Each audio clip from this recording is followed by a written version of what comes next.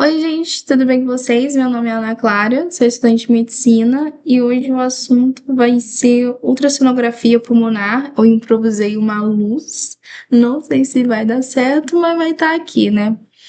Basicamente, a gente vai falar sobre a ultrassonografia point care, né? Existe a ultrassonografia normal, com um aparelho enorme, assim, né?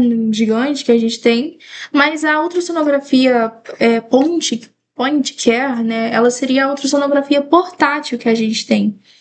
Então, olha só, a gente vai falar as características da ultrassonografia em si. Peraí que tá abrindo aqui meu resuminho. Olha só, ondas sonoras. A ultrassonografia, ao contrário dos outros equipamentos de exame de imagem, ela vai utilizar a propagação do som para gerar imagem. Então, a ultrassonografia, ela utiliza ondas sonoras com frequências superiores a uma certa faixa, que não é audível para os seres humanos, se eu não me engano, para os animais são, entendeu? Que faz com que gere essa imagem para a gente, né? E ela é excelente para os meios de propagação de líquido, tá bom? Basicamente isso que seria a ultrassonografia. Para fazer a ultrassonografia, é preciso de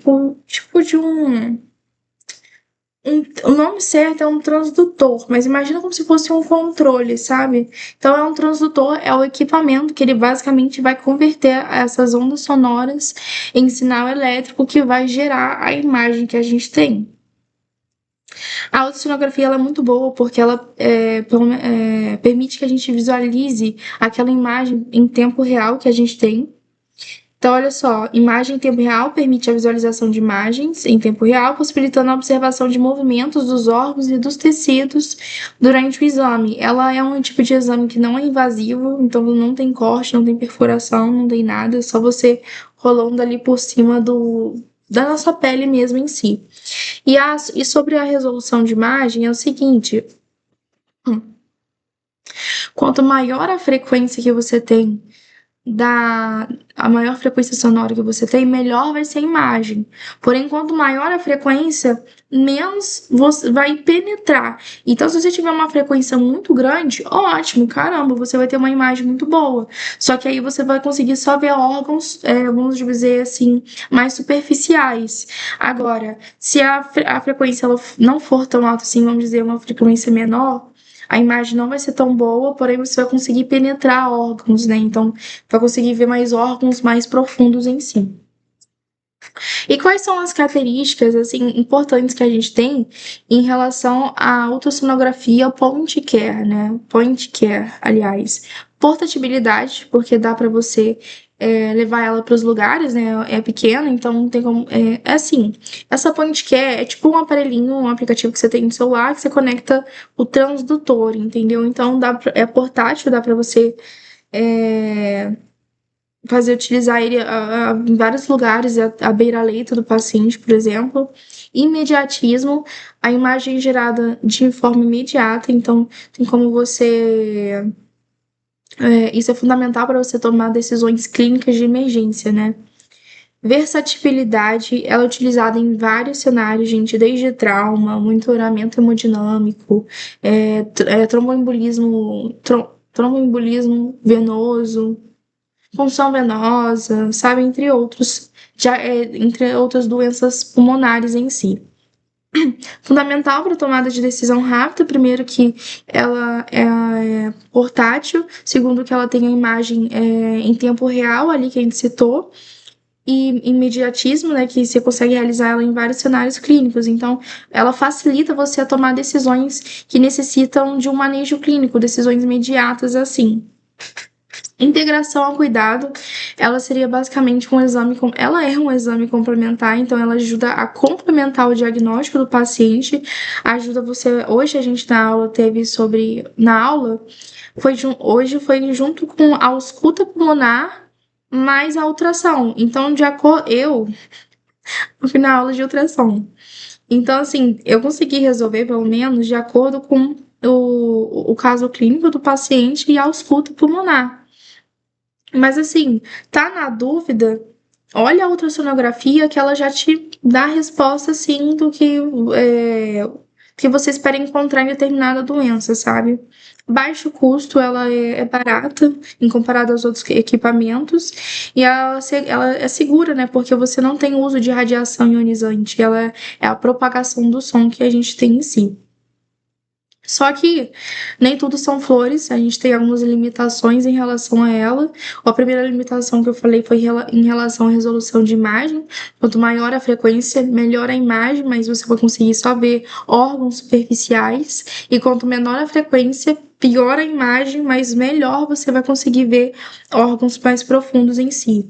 Campo de visualização, por ela ser pequena, ela não possui um campo de visualização tão grande.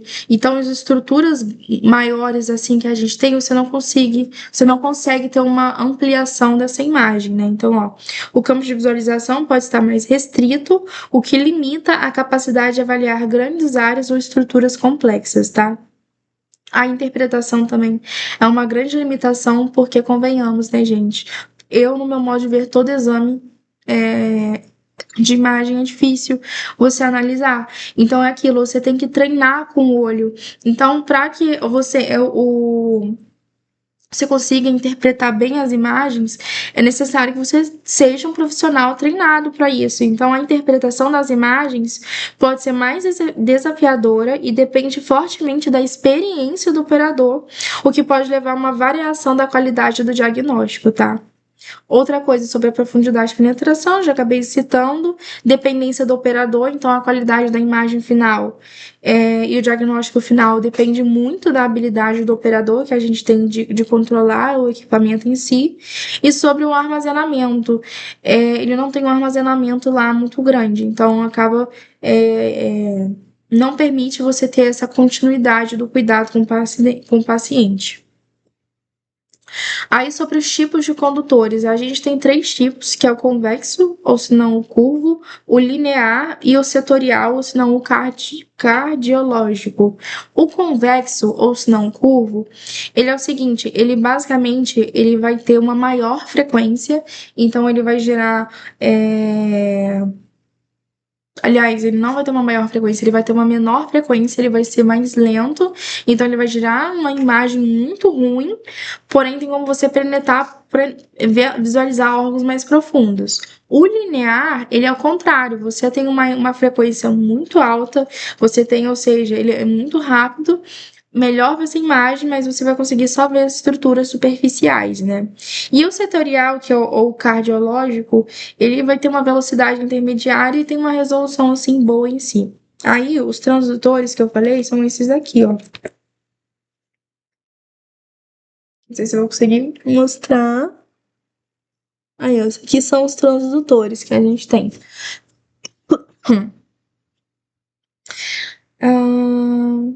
Que mais? Ah, sobre a anatomia do coração, não, aliás, é sobre a anatomia do pulmão. Novamente, o lado direito, a gente sabe que tem três lóbulos, né? Lóbulo superior, médio e inferior. E o lado direito, o lado esquerdo, tem dois lóbulos, que seriam só o superior e o inferior, e tem a língula, né? Que corresponderia o lóbulo médio do pulmão direito. Mas não é, tá? O que mais? Ah, tá. Aí a gente entra agora na ultrassonografia mesmo, que nos interessa. Vamos lá. Qual que é a utilidade, aliás, antes, qual que é as duas, qual que é a razão pelo qual a ultrassonografia pulmonar é clinicamente útil? Tem duas respostas para isso. Deixa eu pegar meu papelzinho. Que eu já fiz bonitinho, eu já estou com dois papelzinhos, né? Vamos lá. Primeiro, no caso de insuficiência respiratória, porque a maioria das doenças patológicas, aliás, a maioria das insuficiências respiratórias vai envolver doenças, patologias que envolvem a pleura.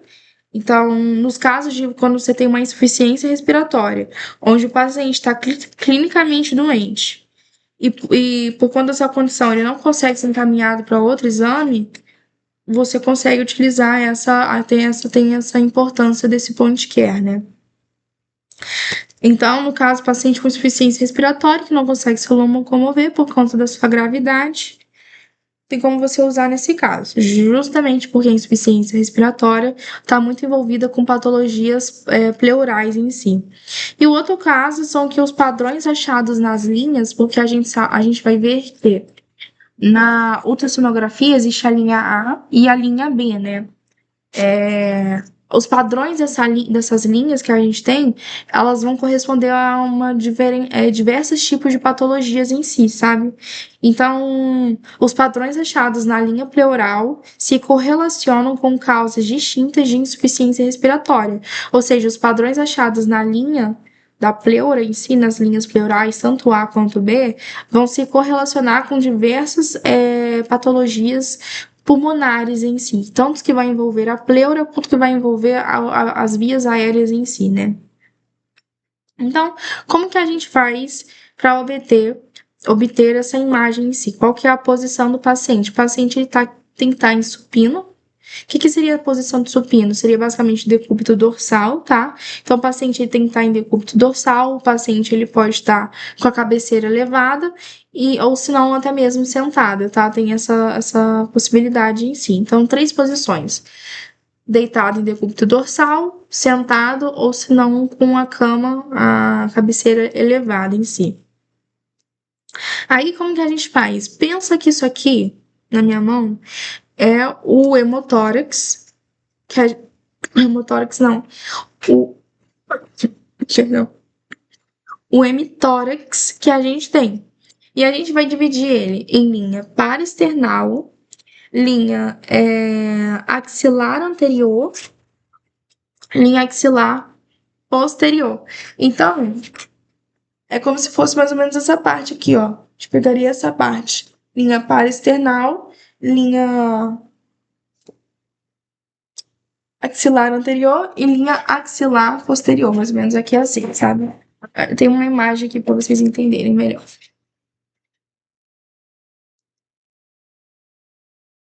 Ó, a primeira linha é a linha parasternal, depois a linha axilar anterior e a última axilar posterior que a gente tem. Então, é mais ou menos nessas áreas aí que a gente vai observar, que a gente vai utilizar o transdutor e ver se não tem alguma alteração na imagem em si. A primeira linha que a gente inicia é a linha A. A linha A, ela basicamente é a A debaixo da pleura que a gente tem. Então, se você tem a linha A, indica que o pulmão está normal. Ana Clara, o que seria essa linha A? A linha A é várias linhas horizontais, assim, ó. Tem a linha pleural, que é normal, tá? É fisiológico, tem que ter a linha pleural. E depois, abaixo da linha pleural, em certa distância, você vai encontrar várias outras linhas. Essas linhas, elas são justamente a linha A. Então, indica que tem ar no pulmão. Então, tá normal. São linhas horizontais. Elas são hiperecogênicas, tá? Isso quer dizer que significa que elas são brancas. E tem um padrão, tem intervalos regulares entre elas, tá? A linha B, deixa eu ver se eu tenho uma imagem que mostra. É porque é horrível, né? Eu acho que vai ser o primeiro vídeo que eu vou talvez fazer com a luz apagada, não sei, eu vou tirar pra vocês verem melhor. Um minutinho.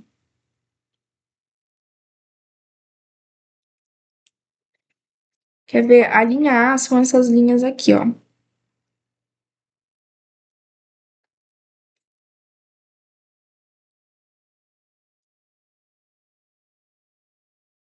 Linha A, linha A, linha A. Aqui eles também têm mais linhas.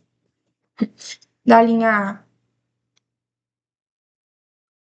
Não, mas isso aqui eu acho que não vai dar pra vocês verem, não. Muito ruim ver ultrassonografia assim, gente. Mas enfim, a gente tem a linha A, que são essas linhas que, novamente, elas vão estar, como que fala? Horizontais, elas vão ser hiperocogênicas, vão estar distribuídas de forma regular, tá? E que mais? E ela é uma reverberação da linha pleural. Agora, a linha B, que a gente tem que a linha B, vamos dizer que é meio que paralela. Eu entendo que a linha B é paralela. Mas ela é o seguinte, ela inicia desde a linha pleural e ela vai até o final da imagem que a gente tem. E ela também é hiperocogênica, tá, gente? Ela é hiperecoica, então você consegue. Elas são brancas também. E elas podem apresentar padrões regulares, irregulares. Elas podem ter uma confluência ou não ser confluente, tá? O normal delas é apresentar apenas duas. Se você tiver mais de duas linhas, é um sinal patológico, tá? Então tem algum problema ali. Mesma coisa, se for irregular. Na verdade, não sei dizer. Se for confluente, basicamente é que elas estão tão espessas, estão tão grossas, isso patológico, que elas acabam se juntando umas na outra. A gente vai ver algumas patologias que apresentam isso, por exemplo. Agora, se elas não forem individuais, então elas vão estar, tipo, separadas em si. Quando elas são de forma confluente, elas ficam tão juntas que acaba prejudicando a imagem de você observar a linha A. Então, elas meio que somem com a linha A. Tanto que a gente chama, quando elas apagam a linha a gente chama essas linhas B de white lung, né? Que seria pulmão branco em si. Ela se movimenta, inclusive, com a pleura, tá? A linha B. Então, a linha A, a gente sabe que a ar abaixo das pleuras é hiperocogênica também, é fisiológico, que mais? São regulares, tem um intervalo regular entre elas em si. Agora, a linha B, ela começa desde a linha pleural até o final da imagem, são hiperocogênicas também, podem ser confluentes ou não confluentes.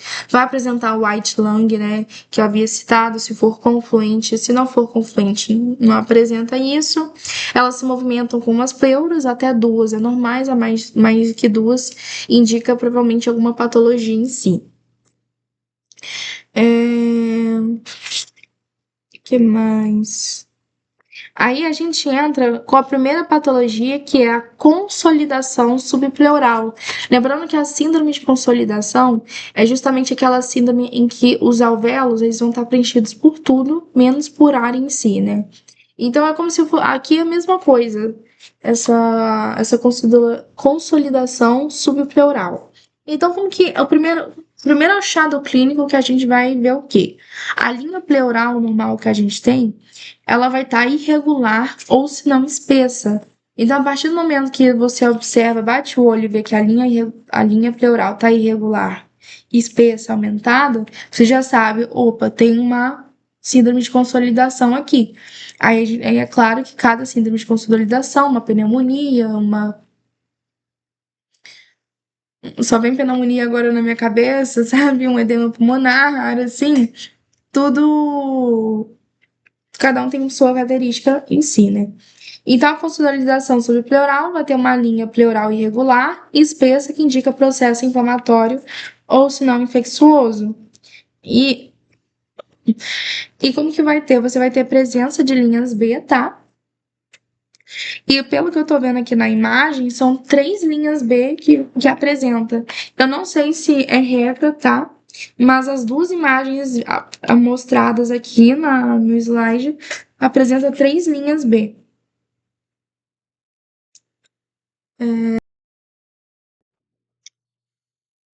No caso, isso é a consolidação subpleural, né, que eu havia citado. Acredito que deve ser algum problema na pleura em si, né?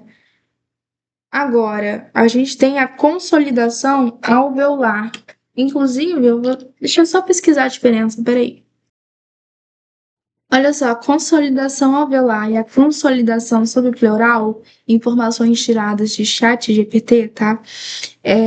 Não são dois tipos opostos de lesão, tá?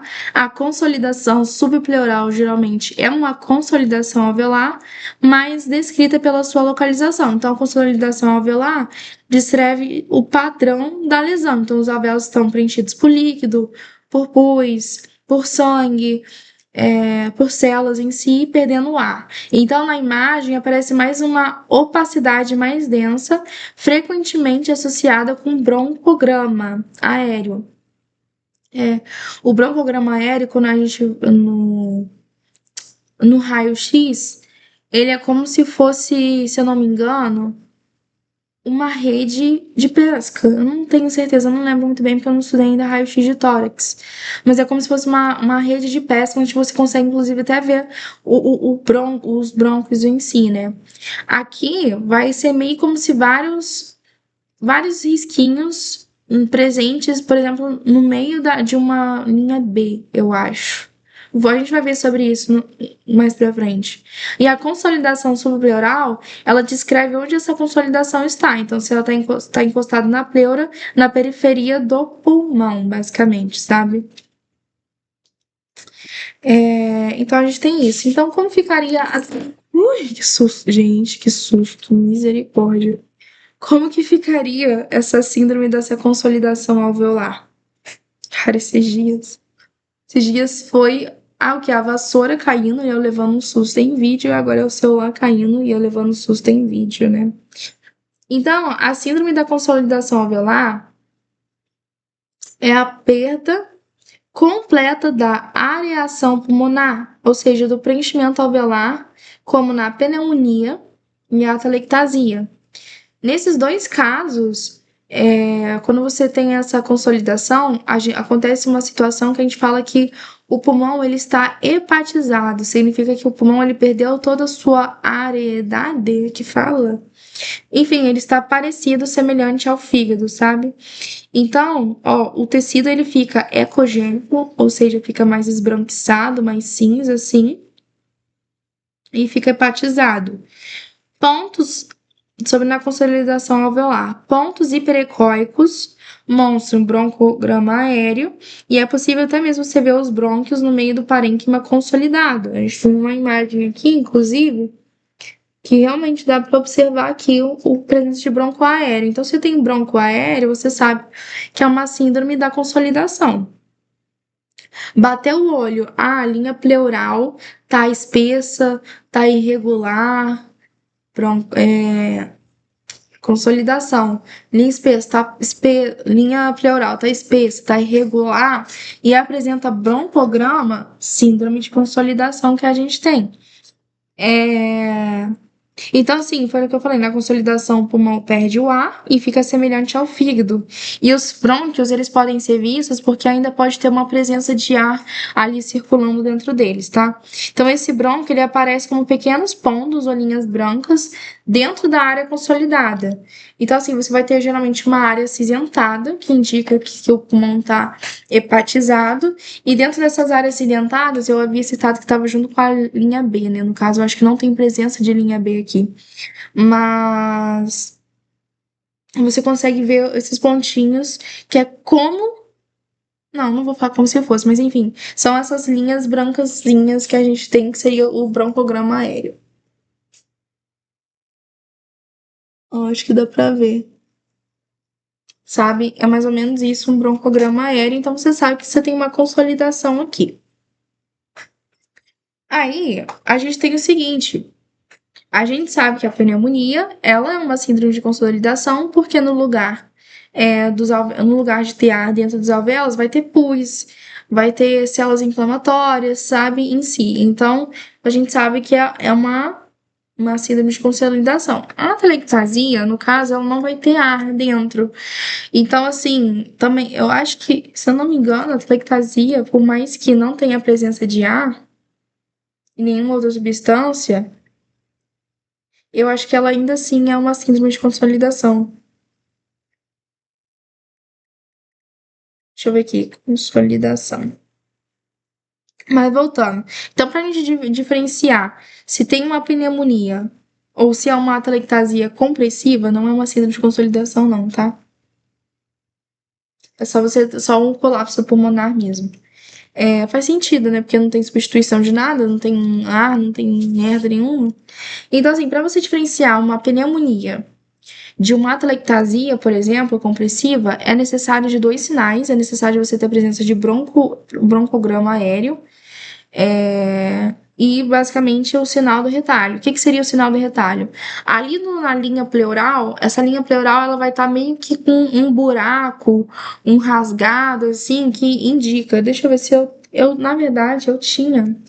Tinha não, eu tenho no celular, só que eu não tenho certeza Se esse daqui, eu até perguntei para uma amiga minha, mas ela também não sabe me dizer com certeza.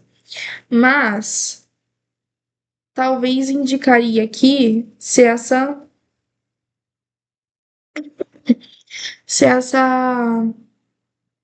que fala, se é o sinal de retalho, né? Onde meu dedo tá apontando, eu não tenho certeza, tá? Aqui na imagem que eu tenho aqui, eu acho que dá melhor para ver. Consegue melhor ver, observar. Tem a pleura e o sinal de retalho ou de pano. Tá vendo a linha pleural? Ela começa e depois meio que tem um rombo assim, um buraco nela formando. É como se fosse isso. Eu acho, pra ser sincera, que não é.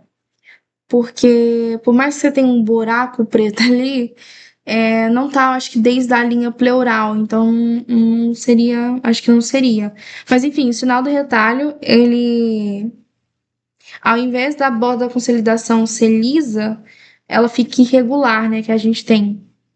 Ah, então é na linha. Ah, faz sentido. Fez muito sentido agora. Peraí, gente. Eu vou tentar mostrar pra vocês aqui. Reparem na inspiração, na expiração. Você consegue ver mais ou menos. Eu acho que é aquela parte preta ali.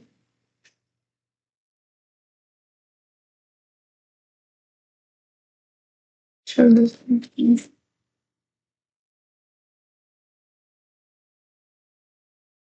Tá vendo? Eu acho que é, não tenho certeza não. Novamente, não tenho certeza. Vou até perguntar pro meu professor.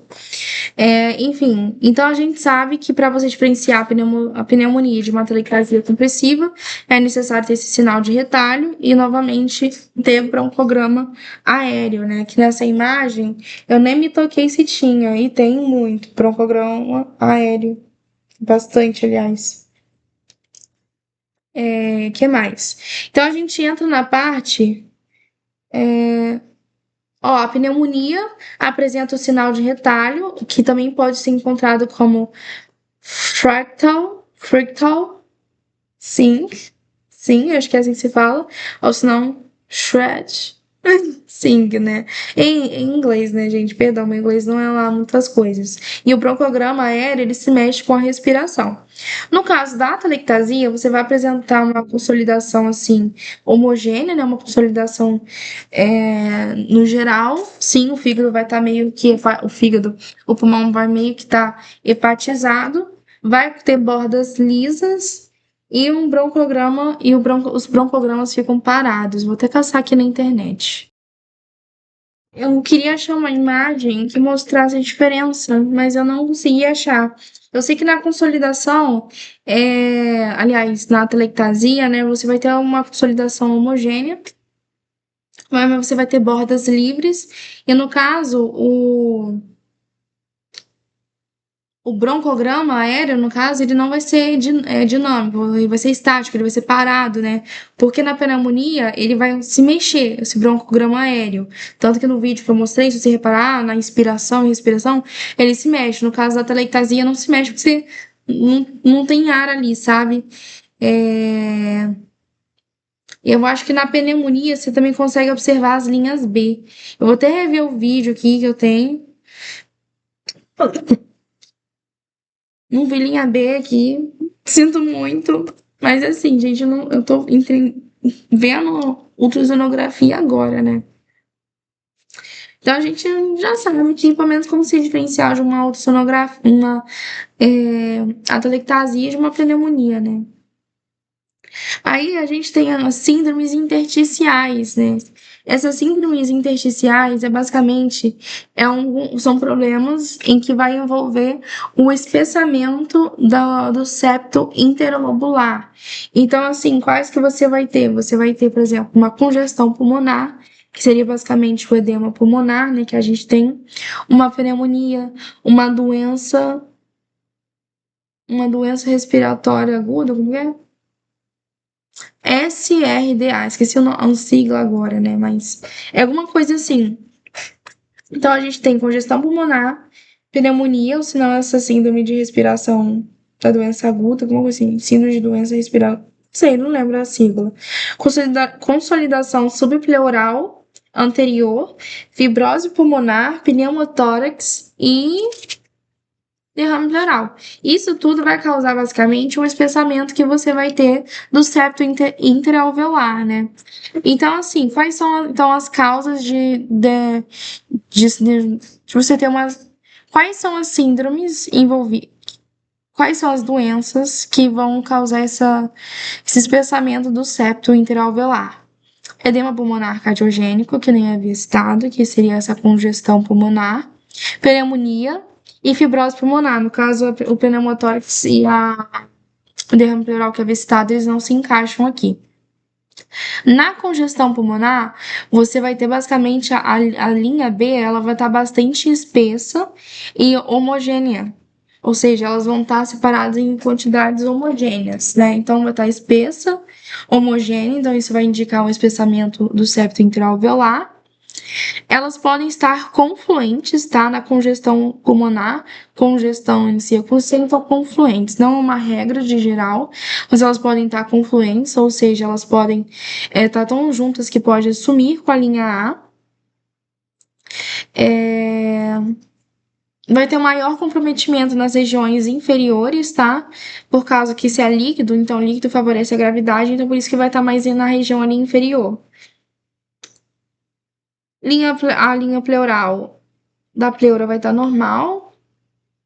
Normal assim, né? Pode apresentar normal, mas a gente sabe que se apresentar irregular, se estiver espessa, é uma síndrome de consolidação, né? Que a gente tem.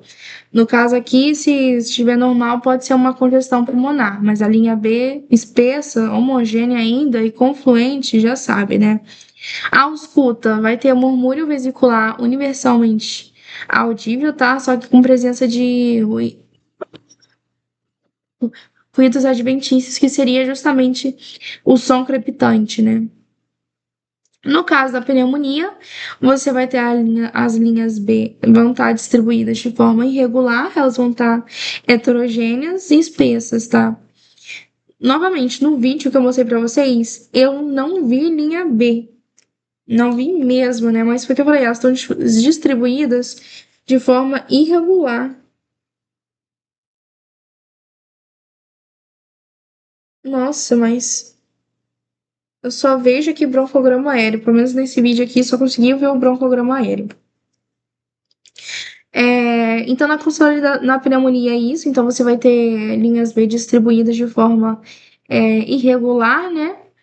E vai estar espessas. Na consolidação subpleural anterior, você vai ter basicamente uma coisa que a gente chama ausência de lung. Não, aliás, é ausência de lung sliding, que é basicamente você não tem o deslizamento das pleuras em si, né? Que as pleuras elas precisam se deslizar durante a inspiração e expiração.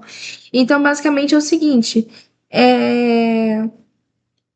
então, se você tiver ausência ou redução desse deslizamento dessas pleuras, que é os lung sliding, não sei, é uma consolidação subpleural anterior.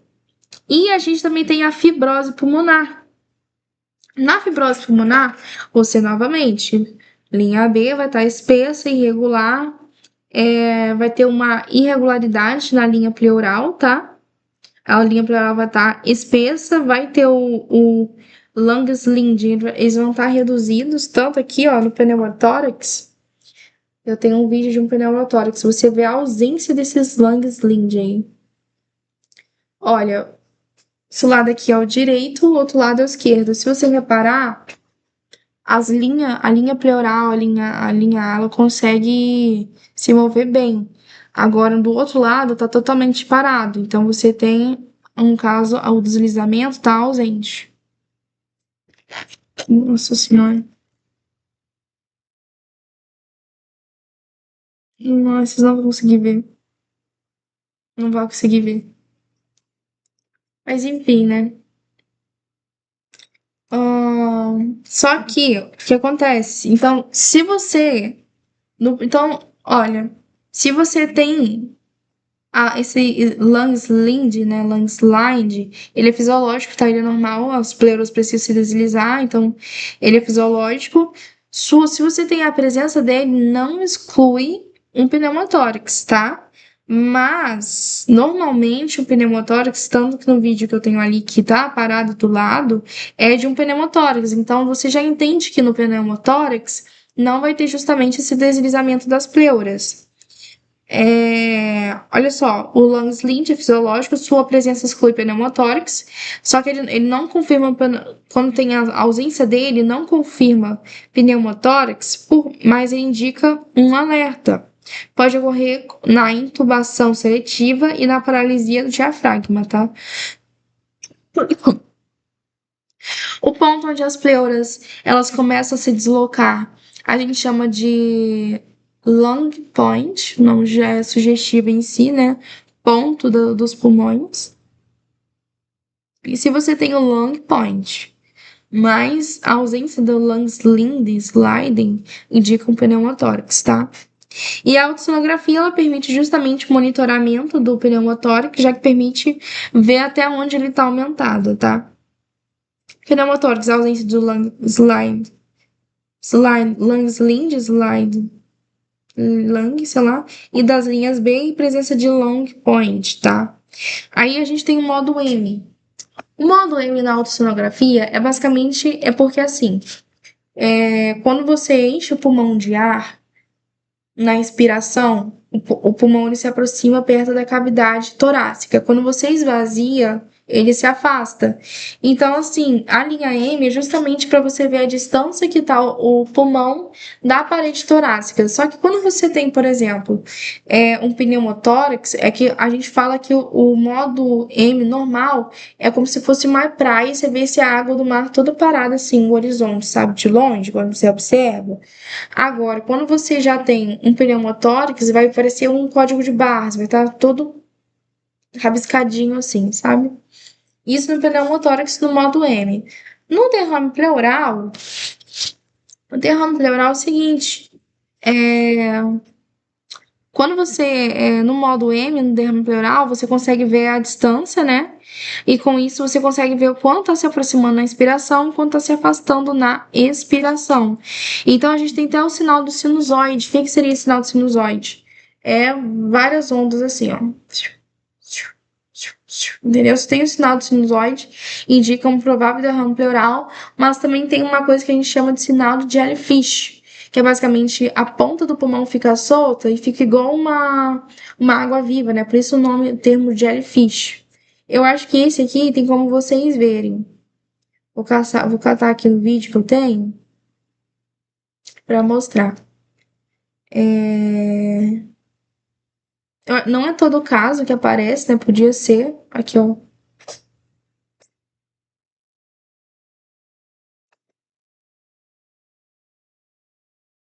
Tá vendo se mexendo ali, ó?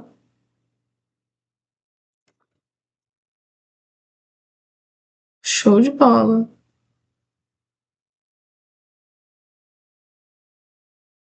Tá vendo se mexendo? Então, esse seria o sinal do jellyfish. Não parece mais uma água viva mesmo? Então. E tem a avaliação você utilizar a ultrassonografia para avaliar uma trombose venosa profunda.